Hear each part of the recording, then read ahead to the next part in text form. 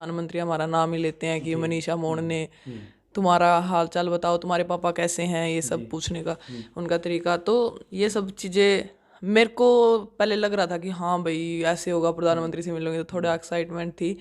लेकिन जब उनसे मिली तो बिल्कुल नॉर्मल इंसान की तरह वो मेरे से मिले। प्रथम हरियाणा देखने वाले सारे भाइयों ने उमेश रूल की और राम राम। तो आज हमारे साथ है अंतर्राष्ट्रीय खिलाड़ी मनीषा मोन बॉक्सर जी, जिन्होंने अपने गांव के नाम के साथ साथ प्रदेश का और देश का नाम रोशन कराया है, जो कि अपने देश के लिए गोल्ड मेडल जीत के लेकर आए हैं। तो पूछांगे इसी फहरिस्त में मनीषा मोन तहत कि कुछ उनका संघर्ष रहा है, किस तरह उनकी जो गोल्ड मेडल जीता है किस तरह वो पहुंचे हैं। मनीषा जी, आपका बहुत बहुत स्वागत है प्रथम हरियाणा पर। सभी प्रथम मीडिया देखने वाले को नमस्कार। और सबसे पहले तो मैं बताना चाहूँगी मेरा नाम मनीषा मोन है और मैं 57 केजी में बॉक्सिंग में रिप्रेजेंट करती हूँ इंडिया कंट्री। और अभी फ़िलहाल मैं नेशनल चैम्पियनशिप खेल के आई थी सीनियर की, तो उसमें मेरा गोल्ड मेडल आया है। और 2011 से लेके 2022 का ये सफ़र है जिसमें संघर्ष अभी तक चल ही रहा है और आगे भी बहुत सारे कंपटीशन है जिसकी मैं तैयारी कर रही हूँ। मनीषा जी, गोल्ड मेडल जीता है, प्रत्येक खिलाड़ी का सपना होता है कि वो गोल्ड मेडल जीते। तो कैसा संघर्ष कैसा रहा आपका गोल्ड मेडल जीतने तक? संघर्ष तो सभी का संघर्ष होता ही है, हार्ड वर्क करना ही पड़ता है। तो सुबह से लेके मैं 3 घंटे सुबह और शाम को 3 घंटे ट्रेनिंग करती हूँ। और यहाँ पे हमारे कैथल RKSD स्टेडियम है, तो यहीं पे मैं प्रैक्टिस करती हूँ। और नेशनल कैंप में हमारी ट्रेनिंग होती है, वहाँ पे ट्रेनिंग करती हूँ। तो अभी तक तो ट्रेनिंग चल ही रही है और जो नेक्स्ट जो कंपटीशन आने वाला है उसकी वर्ल्ड चैम्पियनशिप की हमारी तैयारी चल रही है। तो फैमिली की क्या कुछ सपोर्ट थी आपके साथ? फैमिली की तो ऐसे था कि मैं ऐसी फैमिली से बिलोंग करती हूँ कि जहाँ पे लड़कियों को बाहर भेजते ही नहीं। तो अभी जैसे जैसे मैंने शुरू किया था तभी तो मेरे को कोई मतलब साथ देने वाला था नहीं स्पोर्ट, मेरी मम्मी को छोड़ के। मम्मी तो बोलते थे खेलने दो, लेकिन पापा और जो पुराने बुजुर्ग होते हैं उनकी थिंकिंग ऐसी नहीं थी। तो उसके बाद जब मैं निकल गई और न्यूज़पेपर में जब मेरी खबर आई है कि मैं खेलती हूँ या मेडल जीता है मैंने, तब घर वालों को पता चला था कि मैं बॉक्सिंग भी करती हूँ। आपके पिताजी को पता था जब स्टार्टिंग में आपने बॉक्सिंग शुरू की थी? नहीं, स्टार्टिंग में तो नहीं पता था क्योंकि मैं सारा दिन बाहर ही खेलती रहती थी, कंचे सारा दिन खेलती रहती, तो घर पापा सारा दिन काम पे रहते थे। तो पता नहीं था किसी को भी घर में, मतलब मम्मी को तो पता था कि ये ग्राउंड में जाती है, लेकिन ये नहीं पता कि मैं बॉक्सिंग भी खेलती हूँ। तो मैम, आपका कैसे रुझान हुआ बॉक्सिंग की तरफ? और भी गेम थी और नहीं आपने देखी, सीधा बॉक्सिंग की तरफ कैसे रुझान रहा आपका? बॉक्सिंग का तो ये था कि मैं वॉलीबॉल खेलने जाती थी। वॉलीबॉल से वहाँ पे कोई कोच नहीं था, तो वैसे ही मेरी लड़ाई हो गई थी किसी के साथ। तो बॉक्सिंग वाले कोच भी देख रहे थे वहाँ पे, तो वो बोलते तू इधर आ जा, बॉक्सिंग कर, बॉक्सिंग आके कर। तो फिर इसलिए मैंने वहाँ पे स्टार्ट कर ली। आपकी लड़ाई हो गई थी उस करके आपने बॉक्सिंग का चयन किया था? हाँ, लड़ाई तो वैसे भी पड़ोस में भी मैं किसी किसी को पीट के आ जाती थी, तो घर पे बोल देते थे कि तुम्हारी लड़की ने ऐसे पीट दिया, ये कर दिया, वो कर दिया। तो शुरू से ही मारपीट में ही था।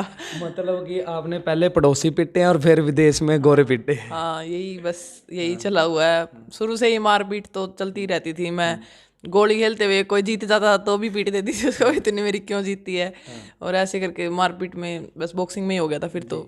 आपकी फैमिली में और भी स्पोर्ट्स में है क्या, ये केवल आप ही मतलब कि जो बॉक्सिंग की तरफ निकले हो? नहीं, फैमिली में कोई प्लेयर नहीं है, हमारी तो पूरी फैमिली में नहीं है। बल्कि अभी मेरे को देख के गांव में शुरू कर रखा है कई बॉक्सरों ने, कई मतलब कबड्डी वगैरह हमारे गांव में लड़कियां 2-3 निकली हैं अभी, लेकिन वैसे स्पोर्ट्स में बॉक्स हमारी फैमिली में ही कोई नहीं है।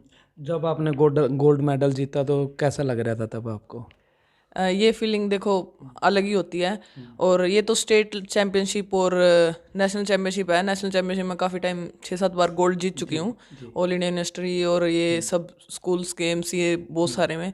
लेकिन जब वो पोडियम इंडिया के लिए रिप्रेजेंट करती हूँ, तो अभी मेरा वर्ल्ड चैम्पियनशिप में ब्रोंज आया था, तो वो फीलिंग मेरे लिए सबसे सबसे अलग थी कि मैंने इंडिया को रिप्रेजेंट किया और पूरे वर्ल्ड में अपना 3rd रैंक बनाया। फिर तो आपके पिताजी तो बहुत खुश हुए होंगे, क्योंकि उनको बाद में पता लगा था कि आप बॉक्सिंग खेल रहे हैं, फिर देश का इतना नाम रोशन किया आपने। हाँ, उसके बाद तो सारी फैमिली मेरे स्पोर्ट में है। और जितना इनसे बना, क्योंकि पापा ट्रैक्टर मिस्त्री थे, जितना इनसे बना उन्होंने मेरे को दिया। और उसके बाद फिर मैं कैंप में चली गई थी, वहाँ डाइट और अच्छी हो गई थी, तो फिर वहाँ पे ट्रेनिंग शुरू कर दी थी मैंने। तो मैम बात करेंगे, जैसे आप हमने देखा है प्रधानमंत्री मोदी जी से भी मिले थे आप, तो क्या कुछ बातचीत हुई थी उनके साथ आपकी? उनके साथ भी हमने आधा घंटा से ऊपर लगाया। वहाँ पे चाय वगैरह पीने गए थे हम। वैसे उन्होंने बुलाया था कि आप मेडल जीत के आए हो देश के लिए, तो मैं उन खिलाड़ियों से मिलना चाहता हूँ। अपने इंडिया से 12 लड़कियाँ गई थी, जिसमें से 3 का मेडल था। 3 में मैं भी कैथल की एक लड़की थी, छोटे से गाँव मटोर की। तो वहाँ पे जब, हालांकि प्रधानमंत्री हमारा नाम ही लेते हैं कि मनीषा मोहन ने, तुम्हारा हाल चाल बताओ, तुम्हारे पापा कैसे हैं, ये सब पूछने का उनका तरीका, तो ये सब चीज़ें मेरे को पहले लग रहा था कि हाँ भाई ऐसे होगा, प्रधानमंत्री से मिलोगे, तो थोड़ा एक्साइटमेंट थी। लेकिन जब उनसे मिली तो बिल्कुल नॉर्मल इंसान की तरह वो मेरे से मिले, बात की, और काफ़ी सारी चीज़ें हुई। क्योंकि उनकी स्टार्टिंग चाय से हुई है, तो मैं चाय की बहुत शौकीन हूँ। तो सुबह से मैं उनसे बोली भी ये बात कि सर आपकी स्टार्टिंग भी चाय से हुई थी और मेरी भी दिन की शुरुआत चाय से होती है। तो ये सब बातें हमने की नॉर्मल तरीके से, बिल्कुल। मैम जैसे प्रधानमंत्री का ओहदा बहुत बड़ा होता है, तो आप जैसे पहले ही आपने बातचीत की, तो कैसे मतलब कि नर्वस भी थे आप उनके साथ बातचीत करने के लिए? हाँ, शुरू में तो हमारे एक प्रीति मैम है वहाँ पे कैंप में ही, तो उन्होंने बोला कि कैसे बात करनी है, बिल्कुल नर्वस नहीं होना। मैंने कहा मैम नर्वस तो इतने बड़े शख्सियत से हम मिल रहे हैं तो होगा, लेकिन वहाँ पे जाने के बाद जिस तरीके से उन्होंने बात की तो अपनापन सा लगा कि हाँ भाई, मतलब बिल्कुल नॉर्मल सा लगा कि हाँ। शुरू में थोड़ा था हाँ भाई कैसे बात करूँगी, क्या बोलूँगी, ऐसे था। लेकिन जब उन्होंने पूछा सब कुछ तो फिर ऐसे ही हंसते हंसते सारा वो निकल गया था। उनका स्वभाव आपको कैसा लगा प्रधानमंत्री मोदी जी का? देखो वैसे तो बिल्कुल हमने बातचीत की वैसे और बोलते हैं जैसे, लेकिन हमने बातचीत की तो बहुत ही नॉर्मल और सिंपल सी। उन्होंने चप्पल पहनी हुई, सिंपल सा पहनावा था उनका, और काफ़ी अच्छा लगा। और बिल्कुल नॉर्मली जैसे घर वालों से बात करते हैं ऐसे ही उन्होंने बात की हमसे। मतलब कि फैमिली का फील आ रहा था आपको? हाँ, फैमिली का फील आ रहा था बिल्कुल। 3 लोग थे हम, वो अकेले थे, और बिल्कुल काफ़ी ऐसे बच्चों की तरह बात की उन्होंने, बहुत तो अच्छा मैम था। बात करेंगे हरियाणा सरकार की तरफ से क्या कुछ सहायता मिली है आपके लिए, जो जैसे कि गोल्ड मेडल जीत के आए हो, आपने देश का शान बढ़ाई है आपने, तो जॉब वगैरह की क्या आपकी बातचीत हो चुकी है, जॉब मिल गई है आपको? हाँ, पहले ही मैं आर्मी में थी, आईटीबीपी फोर्स में। तो उसमें मेरे को एएसआई से मैंने वहाँ से मैं चली गई हूँ। अब मेरे को हरियाणा ने ही जॉब दे दी है, गेस्टेड ऑफिसर रैंक है, सीनियर कोच, बॉक्सिंग कोच। तो सीनियर बॉक्सिंग कोच इन्होंने मेरे को दे दिया है। और वैसे भी कैश प्राइज़ वगैरह हरियाणा की तो अभी भी बढ़ा दिया है। हरियाणा की बात करें तो हरियाणा स्पोर्ट्स में बहुत आगे हैं, और मेरे को एक इतनी अच्छी जॉब दे दिया उन्होंने, और सब कुछ हरियाणा की वजह से ही हो रहा है। अभी मैं हरियाणा में वापस इसलिए आई हूँ क्योंकि उन्होंने मेरे को जॉब दी है और कैश प्राइज़ वगैरह भी दे रहे हैं। तो मैम जैसे कि आप खेल रहे हो, अब आगे कोच भी बन चुके हो आप, तो लड़कियों को तैयार करोगे और भी जो देश के लिए गोल्ड मेडल जीत के आए? हाँ, यही रहेगा। पहले तो मैं खेल ही रही हूँ अभी तो 4-5 साल, और मैं सोचती हूँ कि ओलंपिक मेरा टारगेट है कि हाँ ओलंपिक के पोडियम तक मैं पहुँच पाऊँ। फिर उसके बाद जैसे ही मैं गेम से थोड़ा फ्री होंगी तो मैं कोचिंग स्टार्ट कर दूँगी। गांव के जो आपके गांव है, मटोर गांव है, उसमें भी लड़कियां कहती रहती हैं हमने बॉक्सिंग खेलनी है? हाँ, उसमें भी अभी मैं गई थी, मेरा थोड़े दिन पहले ही प्रोग्राम था वहाँ पे।